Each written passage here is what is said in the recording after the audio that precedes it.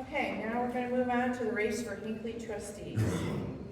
We have 4 candidates who will be running against each other for 2 Hinckley trustee seats.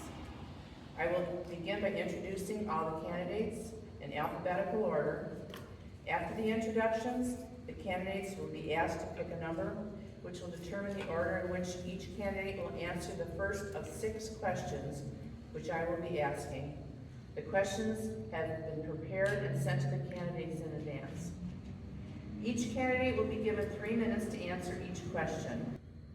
Okay, our first Hinckley trustee candidate is Monique Marzullo Asherall. Monique is a lifetime Hinckley resident. She and her husband Jim live in the Asherall family home where Jim was born and raised.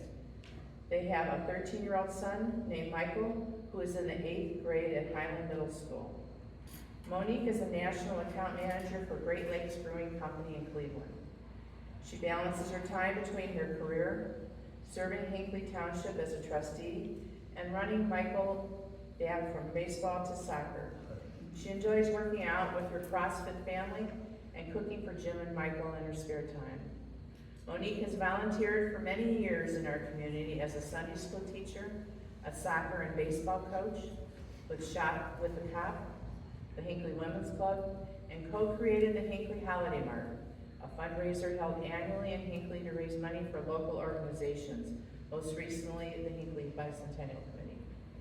Over the past 4 years, Monique has brought back some of our traditions to unite the community, such as the Holiday House, decorating contest, and the 4th of July parade, which has helped to bring back our small town charm.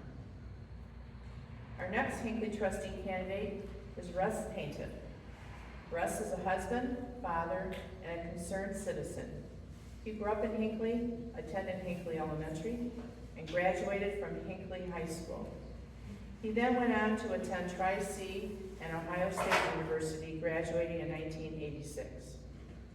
When Russ got married and knew it was time to start a family, Hinckley was the first and only place he wanted to raise his children. Much of Russ's life has been dedicated to volunteering for numerous organizations in the community. Most recently, he has been volunteering for the National Fallen Firefighters Foundation. Russ is a member of Bennett's Corners Community Church and is a 32-degree Master Mason. Russ currently is the Director of Operations for BIS Corporation in Akron. Our next Hinckley trustee candidate is Thomas Schrader. Tom was born and raised in Parma, where he lived with his wife Sherry and 2 children, Andrew and Allison, until 1999, when they moved to Broadview Heights, where Tom was active in the McIntosh Farms HOA. Tom and his family then bought property in Hinckley in 2012 and built their forever home. Tom and Sherry will be celebrating their 40th wedding anniversary this October. Tom has spent his entire career in manufacturing, holding a variety of positions, starting as a machinist and ultimately the company president. Tom has worked for small, privately owned businesses and was an owner-partner of a 20-person company. Tom has been president of a $100 million plus public traded company, responsible for hundreds of teammates in the U.S. and Canada. Tom has served as an alternate on Hinckley's BZA for 2 terms and was a key member of the Comprehensive Plan Audit Committee in 2022. He has been a volunteer for Buzzard Day and the Hinckley Bicentennial Celebration and contributed to previous year's Touch a Truck events. Tom has held several various board positions and is currently HOA president at the Reserve of Walden Pond. Tom has received professional certificates in areas such as leadership, team building, communication, human resources, and other technical disciplines, and has earned a bachelor's degree in business administration from Hiram College and a master's degree in international business from Baldwin Wallace College. Our final Hinckley trustee candidate is Jack Swedick. Jack has lived in Hinckley for 36 years with his wife Colleen. Their son Jay was born and raised in Hinckley. Jay currently lives in the Columbus area and is employed by the Ohio State University as a data analyst. Jack spent his career working for Cleveland Hopkins International Airport for 38 years. He served as the airport operations manager. Jack has been honored to represent the residents of Hinckley as their township trustee and would be grateful to have the opportunity to continue to serve. He enjoys working in his yard, working on automobiles, and spending time with family and friends. Jack and his wife like to travel when they can and have been lucky to have visited some wonderful places. In addition, their favorite hobby is going to see movies together.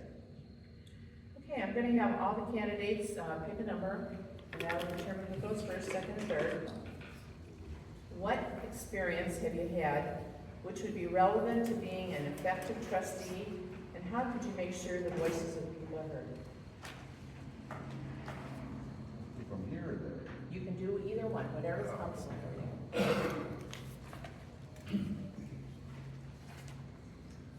Hello, I'd like to thank the Women's Club for having this tonight. My name's Russ Bacon. I grew up in Hinckley. I couldn't be more proud to say I live in Hinckley. I raised my children here. I built my house that I live in here. As far as experience goes, currently I'm Director of Operations for BIS Corporation in Akron. I have to run a multi-million-dollar budget. I have over 100 employees. Before that, I worked for Trustee and ran facility operations for them. And before that, I owned my own company. So I'm very familiar with the ins and outs and requirements of finance and what it takes to run the company.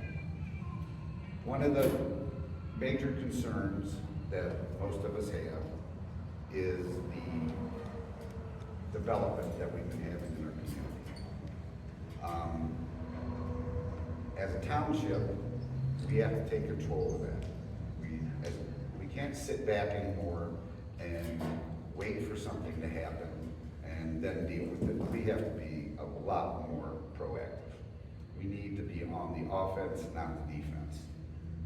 We need to move forward. We need to look into new types of zoning, new types of giving ourselves more authority.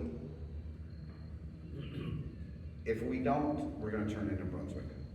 It sounds terrible, but I've lived here my whole life. I lived here when I used to be able to take our horses and ride all through Hinckley. There were no houses here and there. And I look at it now, and you know what?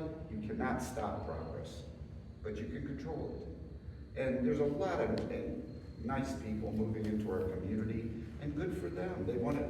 Our schools are awesome. We have a beautiful township, but we need to control it so we can stay this way for everyone. I'm very passionate about everything I do. I'm passionate about living where I live. I'm passionate about my job. And you can ask anybody that knows me. I'm honest, I'm truthful, and I am not going to jeopardize my integrity for anybody, nor am I going to jeopardize the integrity of Hinckley. We have wonderful people in this community. Our biggest asset is an asset we don't use, and that is the people. You know, we, as trustees, you know, that's 3 opinions, but we have 8,000 residents in Hinckley. That's 8,000 ideals. And we need to push people to start being part of our community. When they have an ideal, bring it to us, because who cares where the ideal comes from if it works? Thank you. Good evening, everyone. Tom Schrader. Thank you to the organizers, the hosts, and all of you for attending.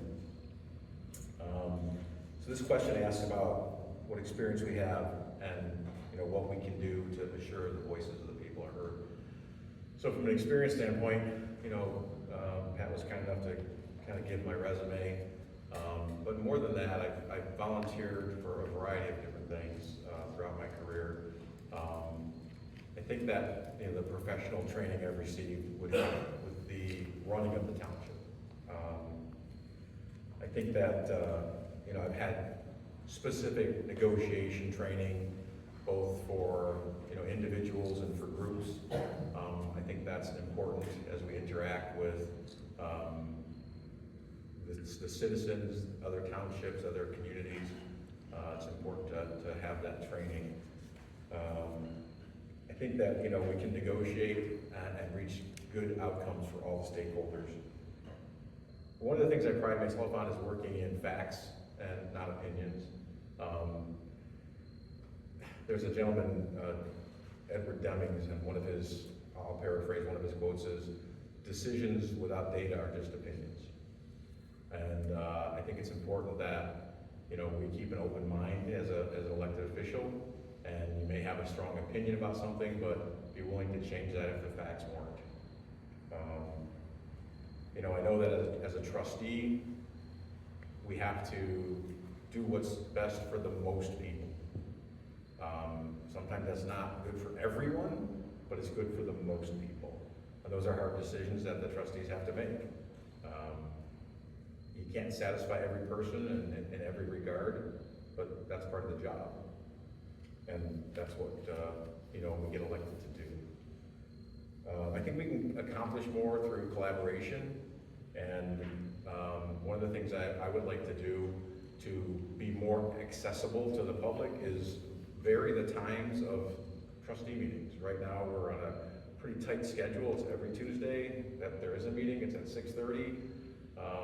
You know, if we could have a variety of times and dates and days of the week, including maybe weekends, so that people that want to attend can. People that would like to be involved have the opportunity to be involved. Right now, it's sometimes limited. And then I would also like to have a, just kind of an open house regularly where folks can come and just ask questions, not even in a formal setting, just, you know, informational. I think people want to learn about how their township government works, and there's probably not enough of that going on that people, you know, don't understand all the details of what goes on in the township, but they probably like to. So I'd like to give them the opportunity to do that. Thank you. Good evening, everyone. Thank you, everyone, for coming. I'd like to greatly thank the Hinckley Women's Club and our host, our Savior Lutheran Church, for hosting the event for us. It's a great event. People get to come out and learn a bit more about the candidates, and I think it's a wonderful thing that you do. As operations manager at Cleveland Hopkins International Airport, I was responsible for providing the safest and most efficient operating environment for the users of the airport, ensuring compliance with applicable federal, state, local, and other regulations as needed. This included activities relevant to all aspects of airport operations regarding safety, security, maintenance, and construction. My work involved coordinating with the police, the fire, the maintenance departments, the security department, airline management, the FAA, the Secret Service, the FBI, the Ohio Department of Transportation, and all other entities as necessary. I have used these skills and experience to perform the duties of Township Trustee, which I have done so diligently since taking office in 2022. With regard to the voices of the residents, the current Board of Trustees has focused on welcoming dialogue. The levels of transparency this board has instituted allows residents to be better informed, especially with the ability to view trustee meetings online. The board continually takes calls and answers emails from residents. Addressing questions and concerns from people will always be the highest priority. Thank you very much. I don't know if I'm lucky or not, but I'm the last one. But I would like to thank the Hinckley Women's Club and our Savior Lutheran Church for granting the candidates this opportunity to address the residents. For the audience, I do want you to know that I answered all 6 questions as briefly as possible in hopes that it leaves some time for questions for you to ask. So I've had the honor of serving as your trustee for the last 4 years now. I also bring over 20 years of management experience. From day one, I have promised increased transparency and better communication. I'm very proud to say that we have delivered that. We now have an updated website with increased accessibility, making it more user-friendly, with a banner that gives regular announcements.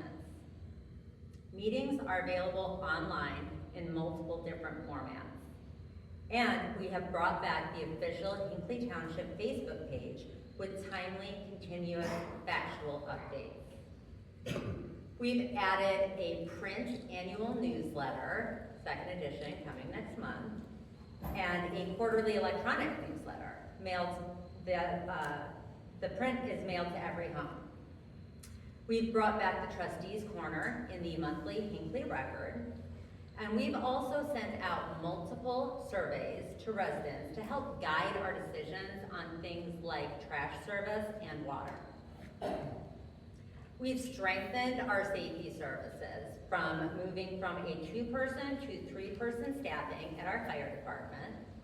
We've also transitioned to a hybrid department, so that means that we have some full-time members and some part-time members, and a paramedic on every shift. These efforts ensure that residents' voices are heard, needs are being met, and services are improved. My approach has always been simple. Keep communication open, listen to residents, and follow through. Thank you. Okay, question number 2. How can the township avoid future annexation of its land?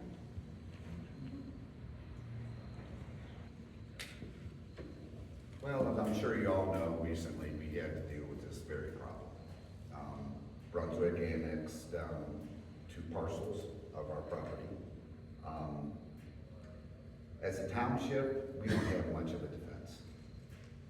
If the property owners are petitioned to do this, we don't. We really have no defense. But we should have never got to that point. This was a huge mistake that was made. We didn't want to deal with the people coming in. We tried to play hardline and it didn't work. It blew up in our face. I've gone around, I've talked to the businesses, I've talked to a lot of businesses, and sadly, the one thing that I heard from a lot of them is not one person from Hinckley has come and talked to us. That's not right. We need to make it so our businesses want to stay here. I mean, why wouldn't they? We're Hinckley. We don't have an income tax here. We don't put a bunch of burden on them, and businesses are great for us. We have separated, we have chosen places for all businesses, commercial areas, for them to build, to bring in new business. But we have to communicate with them. We have not done that. The best way to avoid annexation is just, nobody wants to be annexed. There's be a lot of things thrown around, we can do this, we can do that. We should look into more of getting a joint economic development district. We need to deal with Brunswick. That would be interesting. We have, again, as I said before, we need to be proactive. We need to look into that. Everybody has thrown around a lot of ideals. They've thrown up being a village. We need to protect what we have. We need to get the businesses involved in us, or even landowners. We need to provide police, we provide excellent fire. We provide these basic services. So other than improving the relationship for the businesses, we just have to work better at doing what we do. One of the major concerns that I had when I was talking to the businesses and residents was that they don't feel that their voice has been heard. We need to stop that too. We need to listen to everybody. Everybody should have a voice. Thank you. Good. So I think the important thing is to acknowledge the fact that there may be people that want to be involved in annexation, and then come up with a method to engage them to prevent that from happening. We can be competitive with Brunswick. That's everyone's concern is the Brunswick side of the township. The future land use map that's in the comprehensive plan calls for that to be the industrial corridor.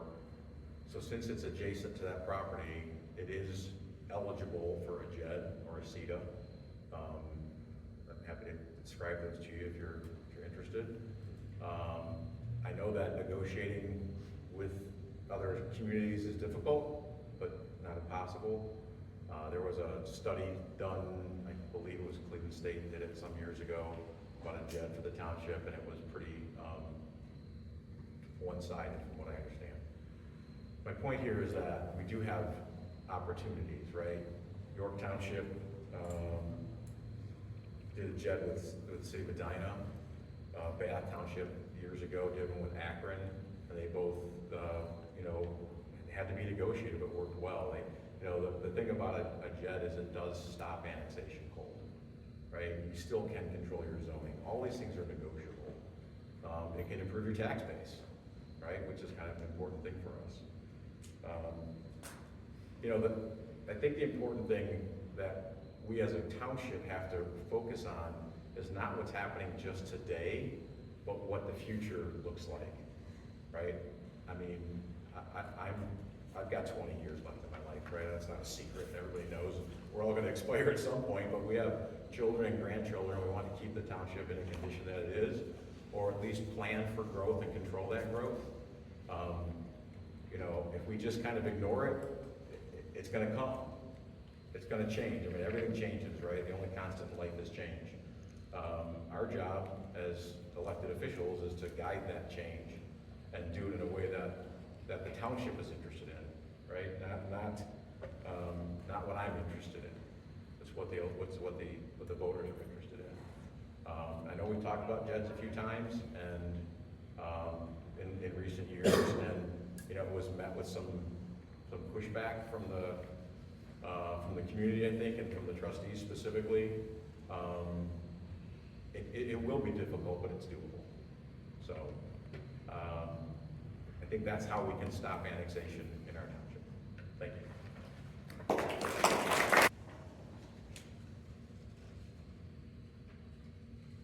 The Community Reinvestment Area Program, it's also known as the CRA, offers property tax exemptions that can help reduce the risk of township annexation. I believe that implementing CRA programs along the designated area of the West 130th Street corridor is a responsible and strategic use of this tool. This program has been successfully utilized throughout Medina County as an effective means to discourage annexation and to support local development.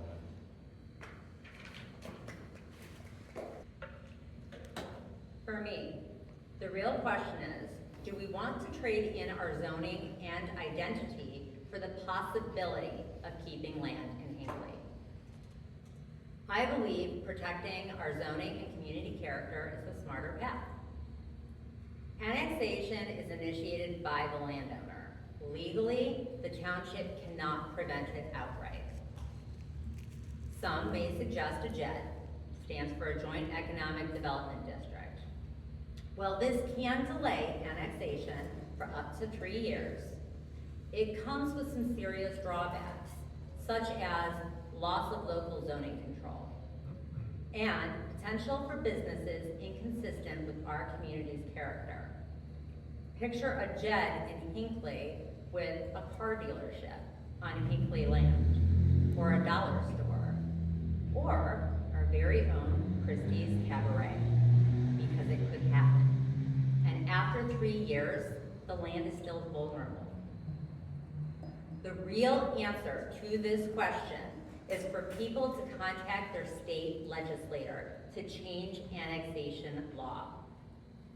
The threshold today for annexation is extremely low.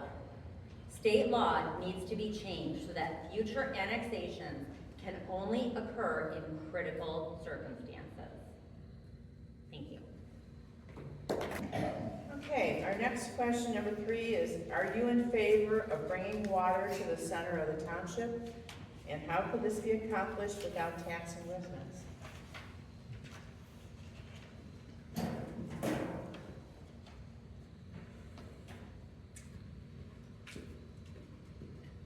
Well, this is funny, because this actually was a problem that I had to deal with. I live on top of the hill. They were bringing water in. It was coming, they stopped at my property.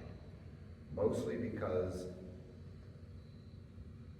I didn't think that they had the right to run past my property, because it did not go out for a vote, it did not, who agreed to it? Do we need water in the center of Hinckley? I think we do. However, it is not fair for the citizens that the water has to run by, when they have their own water supply, to say, we're gonna put an assessment on your property, or we're gonna charge you a tap-in fee, you have to tap in. That's not fair. There's a lot of different programs that we have not tried to get. There are grants, there's Ohio Public Work grant money, there is Department of Agricultural Development grants, there's having partnerships with adjoining communities where there's been times where they have come in and put in the water, and they get their money back through the water service fees and the money to tap in. That way the ones that want to tap in have the ability to, and the ones that don't have to. We can't put the burden on our citizens. You live in one part of Hinckley, but you're gonna have to pay for somebody to have water in another part. A lot of our community is elderly people. And it's been said before, we're taxing them right out of Hinckley. That's not fair. Our property taxes are one of the highest in the county. When is enough enough? We have to chase down ways to get grants, there's actually grants through the EPA. I don't think we've ever even attempted this. And I understand the main reason why we want water in the center of town. We all know the reason. We have an individual that's spent a lot of money in buying land in the center of towns who plans on developing, and it would be very economical for him to get water there with him not having to pay. Well, probably should have looked at that before he bought the land, huh? So again, I'm in favor of it, but I'm not in favor of citizens carrying the burden. Thank you. Just looking at my notes, I think every resident is entitled to and has a right to clean and safe water. I think it's fantastic that there are a lot of really good wells in Hinckley, but there's a lot of really bad ones too. I get the direct answer is I do support water where needed, but I also agree with Ross, and I think most citizens, that it shouldn't be at the burden of all the taxpayers, and it doesn't have to be. There are opportunities. Russ named off a few.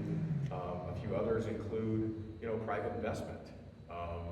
There's opportunities for private investment. There's opportunities for TIF, tax increment financing, which is something I'd be happy to discuss. It's not really a tax.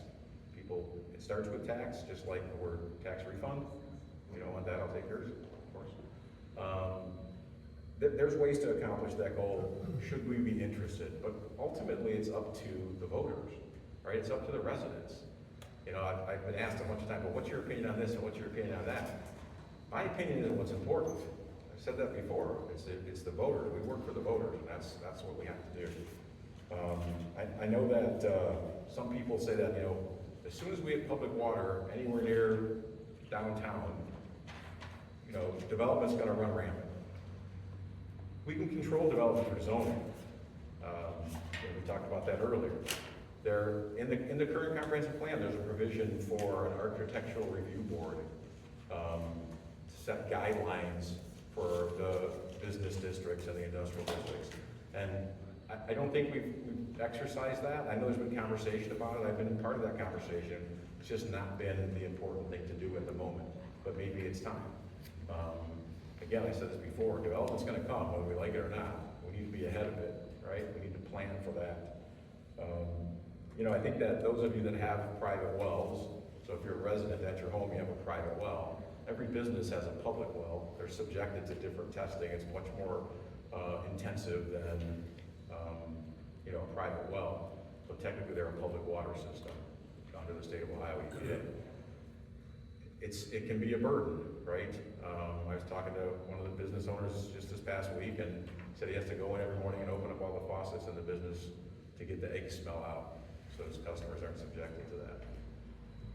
I know residents that have lost their wells even after 2 or 3 drillings. A resident that has been in the township for 35 plus years has gone through 3 wells. He has a large parcel, it's an 18-acre parcel, but they're in an area where there's no more water left, so they haven't trucked in.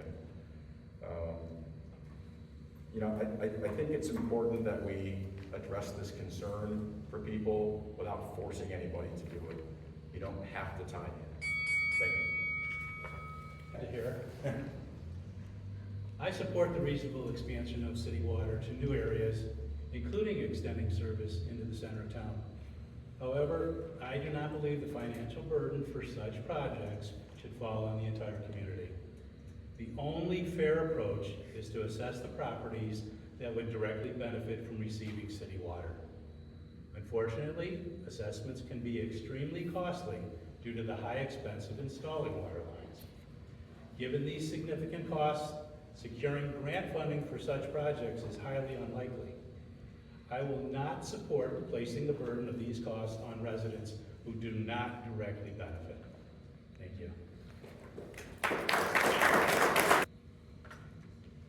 Water extension should move forward if it's led by the county, the state, or private property owners. County or city water could benefit the businesses, the business owners, and I would not object to the extension. However, I do not support using township tax dollars to fund it. 2.5 years ago, we asked property owners who would be affected through assessment if they would be interested in the extension. The majority said they were not in favor once they saw the costs associated. Grants are sometimes suggested as a solution. It is unlikely to receive a grant that would fully fund this $2.5 million project. And as a word of caution, oftentimes grants come with strings attached. There could be requirements such as affordable housing or high-density housing. This does not align with our community's vision or responsible growth. Thank you. Question number 4. Do you think Hinckley should become a village? What are the pros and cons? Well, this is a question that's been bouncing around. Well, let's look at some facts. 1, to become a village, there's 3 ways you can do it. The best way is that the trustees make a resolution, then it is voted upon. Some key facts that people don't understand is, once you become a village, there's a whole different set of regulations you have to live by. Different requirements. Luckily, we already provide some of the public services that are necessary, but the one thing nobody seems to tell you, well, we become a village. Well, here's a glitch. The moment we become a village, when the next census comes through, we become a city. Because we're already over the population limit.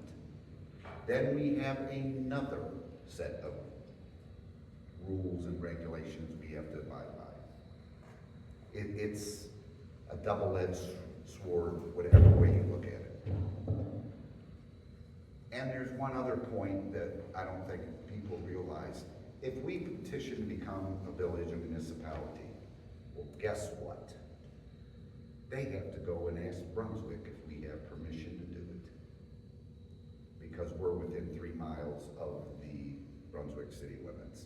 I'm pretty sure Brunswick will probably not tell us yes.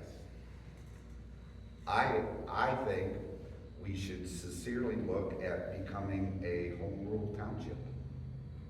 It gives us more power for zoning. It gives us more power for, we can write ordinances and regulations pertaining to noise.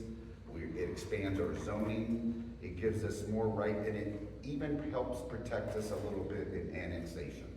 We have a little more control of our own community.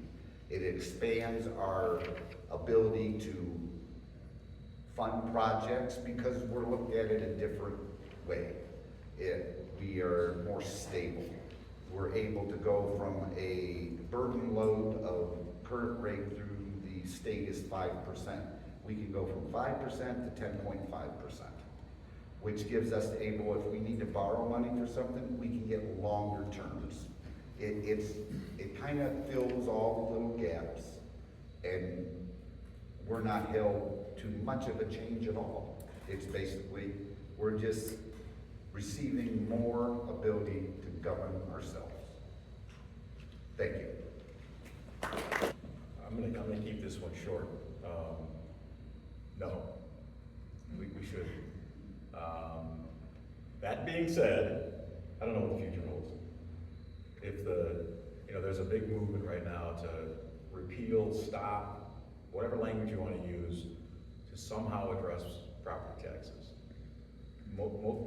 I think of the property taxes collected, the township gets about 6% on average, with the majority of it going to other places, right? If that changes, we may have to look at something different. Villages, like municipalities, have the ability to levy income tax. Income tax is an ugly word. People live in this township because they don't want to pay it. I moved here to get out of income taxes. I paid Rita for years. I said, oh mas, I'm done. So it's not attractive to me, but we have to talk about it. At some point in the future, we have to talk about it if the financing changes. It's not the only option, of course, but it would be under consideration. But that's a decision for the voters. That's not a decision for the trustees, right? The voters have to weigh in on that. So again, no. Thanks. I am absolutely opposed to Hinckley Township becoming a village. We've been asked to list the pros and cons on this issue. I believe there are 0 pros, only cons for the township. The tax burden on the residents would increase substantially if we were to pursue this effort. The change to a village or any other municipality would require the expense needed to hire a law director, the expensive need to hire an engineer for roadwork engineering and bid specifications. As a village, the county engineer would not be required to assist us as they do now. Lessened zoning requirements could open the door to increased development. These increased expenses will cause future boards to impose income taxes to be taken out of residents' paychecks. Townships cannot legally withhold taxes, but villages can. In addition, the Ohio Revised Code allows villages to be subjected to annexation, along with townships. Becoming a village takes away freedoms a township enjoys due to the fact that village residents can be subjected to ordinances. Hinckley is the absolute best community in Ohio. Hinckley should always remain a township. Thank you. So to discuss the pros and cons of becoming a village is actually irrelevant because Hinckley does not qualify. Ohio Revised Code, section 703.011 requires any village with more than 5,000 registered voters to become a city. Hinckley is currently at 5,760 registered voters. Hinckley cannot legally be a village. Now that being said, we all could have selected more affordable options in neighboring cities like Brunswick, Strongsville, Medina, or North Royalton for our homes. We chose Hinckley. I do not believe changing to a city is the direction our community wants. Thank you. Number 5, how do we secure a solid tax base for the township?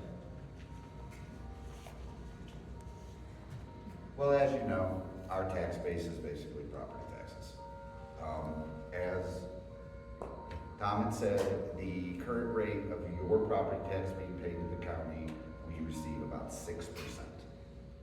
Now, if you think about what we provide for that 6%, we're doing pretty good.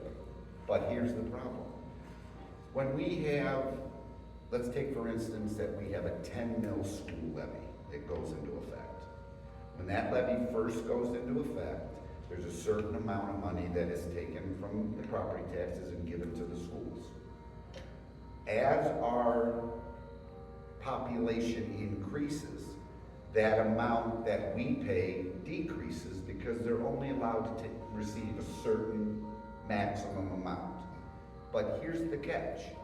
They're only allowed to receive this amount, but they have more students. So if we need to change the way it is structured today. There has to be adjustments being written into these levies, and it doesn't cost us anymore.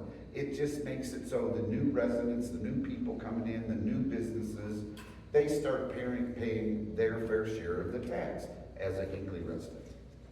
You know, we're jeopardizing our safety services.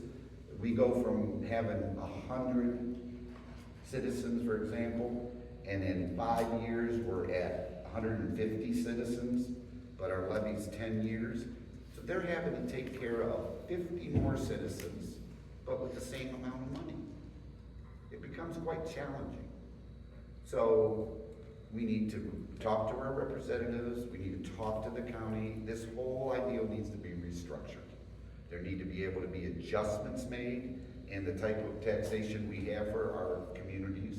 And yes, they're talking about changing the property tax the way they collect. Because as many years ago, they ruled that collecting property tax to fund schools was unconstitutional. But nobody's come up with a better plan. So they're trying to come up with a better plan now. Who knows what they come up with?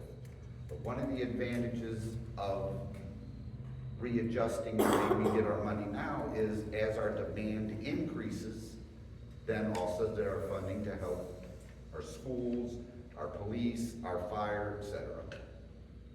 There's no quick answer to this. This is an ongoing problem. We're limited, we only get so much, and that pie has to be divided. We just have to be much, much better at dividing that pie. Thank you. So the question was, how do we establish a solid tax base for the township? And as I think several people already pointed out, we don't have a lot of levers to pull. We can't increase an income tax because we don't have the ability to do that. We don't have the authority to do that. I think we mentioned earlier, we get most of our funding through local property taxes. So we don't really have anything to do with setting those property taxes, right? The county sets the property tax based on the market. The only things that we can do is try to secure business or attract business. We can get some additional business taxes. We get some funding through gas tax. We get funding through vehicle registration, a few other options, or items, small amounts from fees that we charge for applications, for zoning permits, that kind of stuff. But that's not a lot of money. And even if we're not in the business to make money. I think Jack said that at a meeting one day. We're not in the business to make money. We're in the business to provide services. So we raised those fees recently, the township. We collectively, the township, but it was just to cover the expenses, right? So there's not a lot of opportunity there. From my perspective, the only way we could improve our tax base then would be to do something like a JED or a CETA or some other vehicle that would attract and retain businesses. We have to make it a comfortable place for people to stay and work and grow their businesses. That's the only vehicle that's right in front of us. Are there alternatives? There probably are that need further exploration. But that's a tough question to answer here. It's because it's not, we can't just go out and put a levy on to raise taxes to, hire more, service people. It doesn't work that way. So, again, it's, attracting and retaining businesses is the best path we have. Thank you. Keeping our property values stable is the only responsible, significant measure the township should focus on to secure a solid tax base. The overwhelming majority of revenue the township receives to provide services comes from property tax revenue. Sticking to our current zoning rule of 1 house per 2 acres and adhering to the guidance of our comprehensive plan will keep our tax base strong. As I stated 4 years ago, Hinckley's zoning regulations keep our population growth extremely stable. In the year 2000, Hinckley's population was 6,894. Brunswick Hills was 5,469, and Montville Township was 5,400. We were larger than the other two townships by a significant percentage. In 2023, just over 2 decades later, Montville's population is 13,184. Brunswick Hills is 11,196, both more than doubled. And Hinckley's is only 8,025. We have been extraordinarily responsible to keep our values strong and control expenses that come with a population increase by adhering to our strong zoning rules. Thank you. Hinckley's financial strength depends on remaining a desirable place to live. Protecting our 2-acre minimum is essential to balancing growth while preserving the character that makes our township unique. Property taxes fund critical services like safety and roads. Businesses also contribute through property tax. Since Hinckley does not collect sales tax or income tax, expanding large-scale commercial development outside of our current zoning will not meet our needs. We already have significant land zoned for business and commercial that remains undeveloped. Some have suggested expanding that district in the center of town, but I believe doing so would weaken our residential base, which is the backbone of our community and our tax structure. The better path forward is to encourage thoughtful development within the commercial and industrial areas that we've already designated, while protecting the residential appeal that draws family here and sustains our tax base for the future. Thank you. Okay, our sixth and final question is, what is your vision for the township, and what policies would you champion to achieve this vision?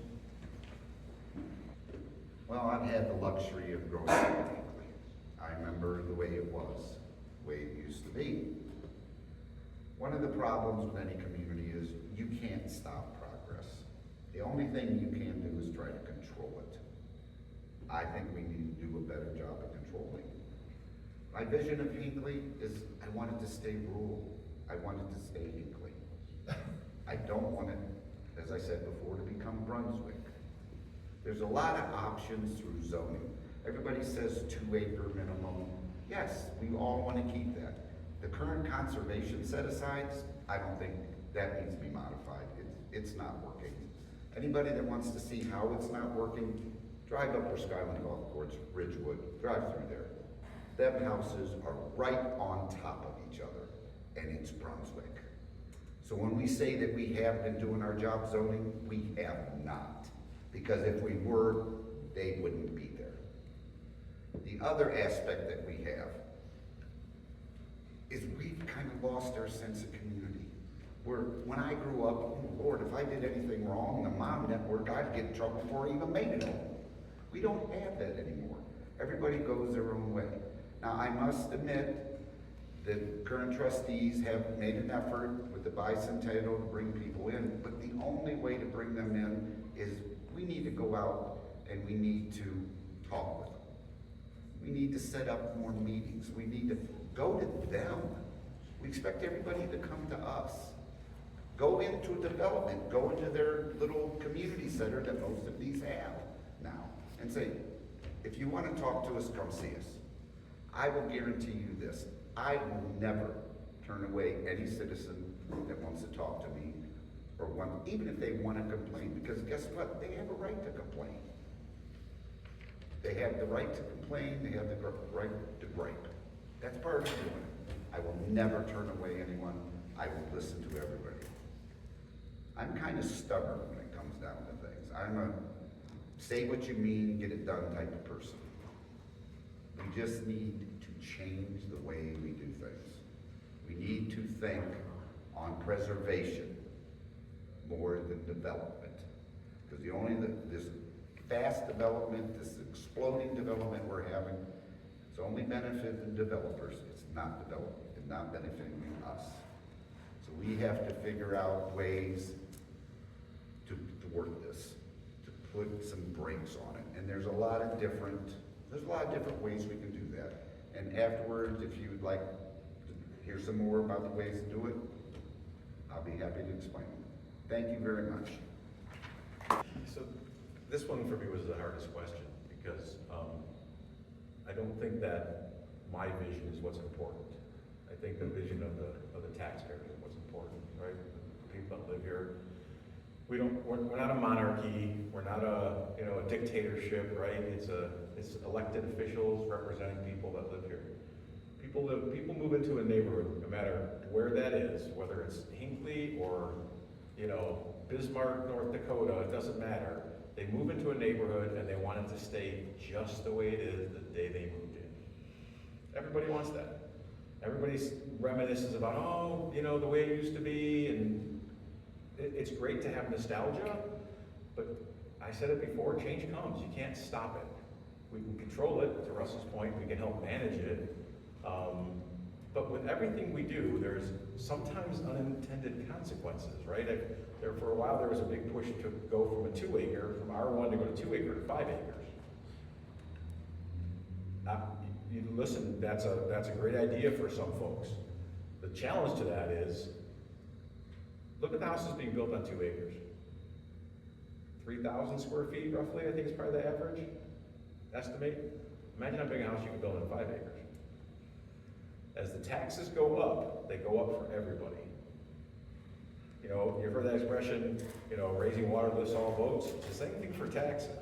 I had a conversation with a resident just recently, and they said, I live in a $100,000 house. I shouldn't pay more taxes.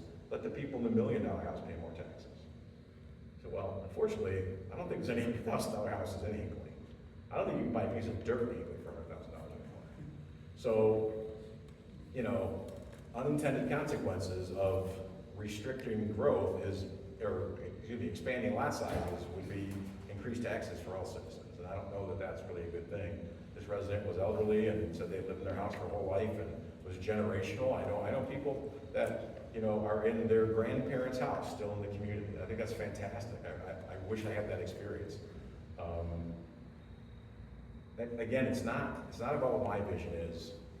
It's about what the vision of the people are. We have to listen to that. I agree with Russ. Go out into the community and engage with people. I'm not saying the trustees aren't doing that. I'm just saying it needs to be expanded. We need to understand what the taxpayers want out of us as elected officials. Thank you.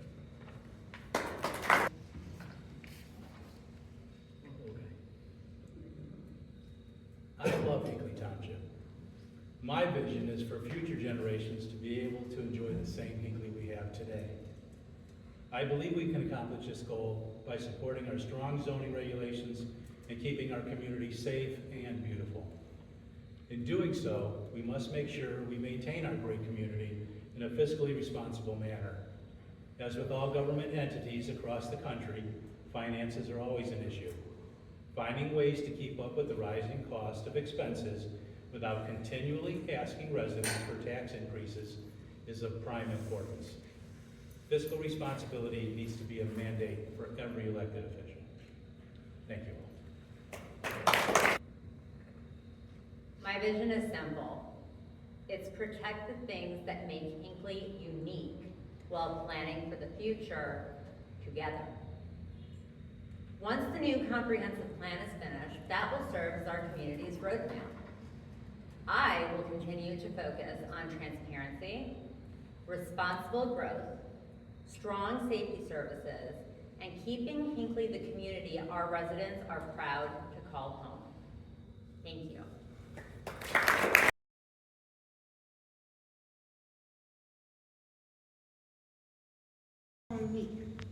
With the development of an updated comprehensive plan, how do you see the role of metro parks in the overall development, and where do things stop and end, and where does your role, the role as the Board of Trustees, play with the metro parks and the comprehensive plan?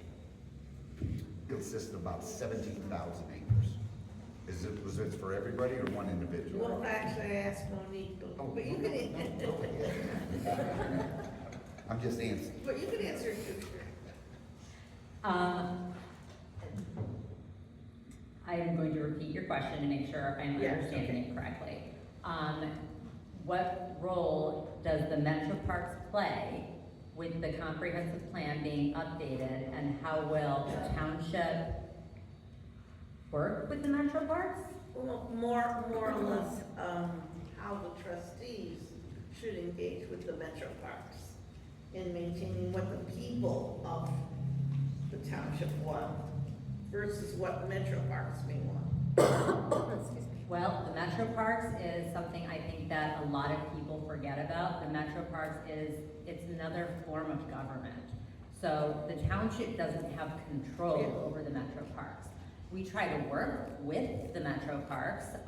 We've invited them to the township to have meetings. I think we've had them out twice, maybe 3 times in the last 4 years, for public information sessions so that our residents can ask questions. Our residents can let them know their vision of what they want. The comprehensive plan, once it's updated, will be shared with the Metro Parks. I'm sure we can do that, but we can't dictate, what they do within the Metro Parks. And I'm assuming you're talking about, you were at that meeting where they were talking about like the new boathouse and the new things that they want to do within the Metro Parks. There's very little we can do, we can object. And that's all. You want me to go there? Sure. Anybody else want to? As I was saying, Hinckley consists of about 17,000 acres. The Metro Parks consume about 3,300 acres, about 1/5 of our available land. They pay no taxes. That is a big burden on our citizens. I love the Metro Park, don't get me wrong, I'm there all the time. However, I really think the Metro Park receives a lot of funding from federal money and state and taxes. We have to support the people through our roads and through police and everything, people going into the Metro Parks. I don't think it's wrong for us to go to the Metro Park and say, hey, we need help.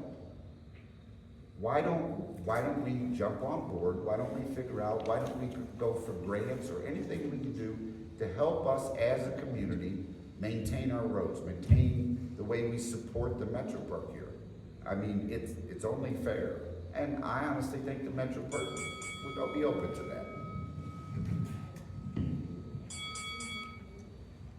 Okay, do we have any other questions from the audience? Board trustees, do any of you have any conflict of interest in the township or the county? I have no political ties to anybody in the county. Nobody I know works for the county or the township. I have no conflicts whatsoever. Pass around the microphone. I do have a big one, but I'll use the microphone. The short answer is I don't. I mean, I'm the relative newcomer, right, only being in the township for about 13 years. I don't have any close relationships in the local county or any of the surrounding municipalities or in our township. Best answer I would give. Thank you. My conflict of interest is the same as it was 4 years ago, and that is that my husband is a Hinckley police officer. So we've been able to manage through that by, working with the prosecutor's office, and I abstain from votes when there's anything that impacts his direct pay. We also own a business in the center of town. We're 3rd generation, so that has not changed either in the last 4 years. And if there's ever any issue that comes up that may affect my property value, I recuse myself from the vote. Is your brother on zoning? My brother, Yeah. Matt Marzullo, continues to be on zoning, thank you. This is actually his 3rd term. He was appointed by Ray Schulte, Martha Catherwood, and Dave Sambor many years ago. And that's actually not a conflict of interest, because the zoning board, I know you've been to some of these meetings and you're familiar with how it works. The zoning board is made up of a board of 5 people. You signed that check? I sign everyone's check who works for the township, including my husband's. I sign my own also. My wife is a county commissioner, and I am very proud of her service to this county. She's retiring next year after a long career, and I appreciate everything she's done for the county. The duties of a county commissioner and the duties of a township trustee differ. There is no conflict. Okay, any other questions from the audience? Concludes our evening. I want to thank all of you for participating and all of you for coming. Please help yourselves to more desserts and beverages. There's a lot back there, and you feel free to chat with the candidates on your own time. All right? Thank you. Thank you. Thank you.